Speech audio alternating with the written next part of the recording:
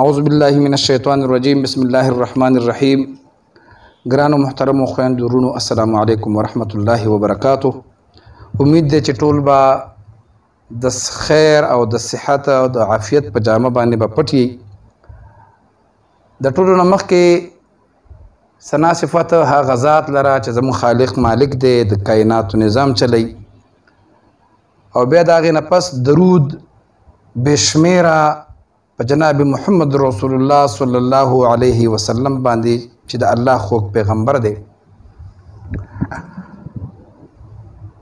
او د هغې نه پس دا دعا ده چې زما څومره اورېدونکي دي، الله رب العزت دی د هغوی چې څه مشکلات دي، څه نمونه مشکلات هم دي، جاني دي، مالی دي، الله رب العزت دی هغه مشکلات ولا آسان کی. د چا اولاد نه الله دی ولا اولاد ورکی، د چا رشتې نه کیږي الله دی ولا بهترین ښایسته رشتې ورکی. سو قرضدار الله د قرض اخلاص کی، سو غریبانان الله د دې غریبین اخلاص کی، او الله دی ولا بند بیړۍ روانه کی. زما ټولې وظیفې چې کومې دي هم په دې باندې دي چې د سړي حاجتونه څنګه پوره شي. اکثر خلک بیا ماته واتساپ کوي، زما د دې نغه نه ویډیو نه نمبر والي، ما ته وایي چې ما د دې دپاره وظیفه راکړه. نو زه خو ورته وایم چې دا کوم وظایف چې زما دي دا ټول هم د دې دپاره دي چې تاسو خپل حاجت، اوس به د چا حاجت د رشتې وي، د چا به حاجت د خپل کور اغوستو وي، د چا حاجت به د اولاد وي، د چا حاجت به د دشمني به وي، د هغې نه د خلاصېدو وي. لکه دا خو دې دپاره چې تاسو د څه په نیت، په کم نیت تاسو زما کومه وظیفه مو کړه، نو الله رب العزت به ستاسو حاجت پوره کوي. د نننۍ وظیفه چې کومه ده دا د تهجد په ټایم کې 2 رکعاته نفلو وظیفه ده، او به دې ته زه بالکل کماله تاسو قسم هم راکوئ نو بالکل هم تیار یم، چې ځکه چې د الله د کلام وظیفه ده. خپل نوم نه یادوم.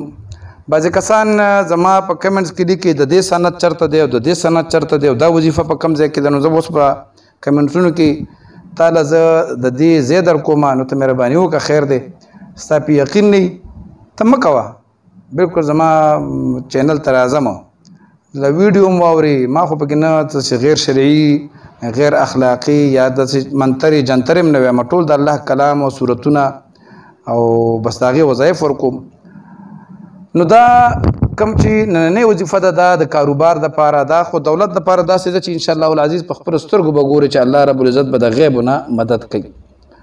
مالی مشکلات یې چا کور نه، کاروبار نه، اولاد وي، نور پریشاني وي، خو مسله دا ده چې زه ته ویم چې زما خبره به ټوله اورئ، او زما د وظایفو اجازت ډیر آسان دی، چا نه څه پیسې د دې مونږ نه غواړو. وظایفو شرط دا دی چې کوم کسان پوهیږي نو هغه زما چینل سبسکرایب کړي، د ویډیو د لایک کړي، او بهترین کمنټس ولیکي. که سړی هغه د کمنټس کې خپل نوم ولیکي هغه ته اجازه وشوه، که زنانه وي هغه د سبحان الله ماشاءالله غوندې ښایسته الفاظ ولیکي هغې ته م اجازه وشوه. کومې زنانه دا نشي کولی هغه مکمل ویډیو واورېدله یو سیکنډ هم دې پاتې نه شو، هغې ته م زما اجازت وشو. بعضې خلک دا هم ماته وایي چې ته په خپله غریب او تا څومره پیسې پیدا کړې او دا دی او هغه دی. نو زه حیران شم د دې خلکو زموږ د پښتنو ته خاص چې دوی به تا په یو کې هم نه پرېږدي. نو دا د قرآن وظایف خو به مسلمانان تا ته ښې، زه به درته ښیم الحمدلله زما شکر دی ډېر ښه وخت تېرېږي، او که ما نور هم وظایف کول زما نور هم ورسره ښه وي، او الحمدلله هر څه ډېر تېر دي، څه کمی نشته دی.